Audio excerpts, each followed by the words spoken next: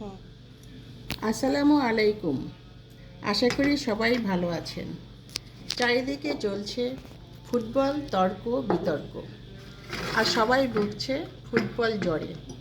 তাই আমিও ভাবলাম কেমন করে হলাম আর্জেন্টিনার ভক্ত, সেই গল্পটাই একটু শেয়ার করি আপনাদের সাথে।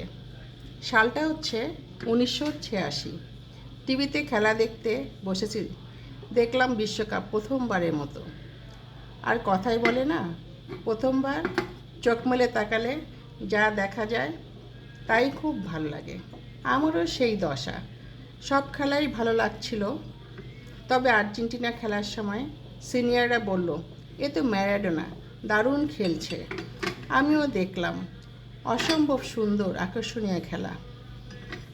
এবং ম্যারাডোনার আর্জেন্টিনা সেবার বিশ্বকাপ থুরি সুস্বাদু চা খাওয়ার কাপ জিতেছিল। আর আমি হয়ে গেলাম ম্যারাডোনাময় আর্জেন্টিনার ভক্ত। আর মেসির কথা পেপার পড়তে পড়তে দেখলাম বিশ্বকাপে এরপর বিশ্বকাপ জয়ী। মেসিময় আর্জেন্টিনা এবারও খেলছে দারুণ। তাই এখনও আমি মেসিময় আর্জেন্টিনার ফ্যান। আমার এই বিশ্বকাপ চা কাপ জয়ের গল্প শুনে রাগ করলেন? কেউ রাগ করলে কিন্তু এক কাপ চা খাইয়েই দিব, কেমন? আমার ধন্যবাদ। চ্যানেলে সাবস্ক্রাইব করে সবাই থাকবেন প্লিজ।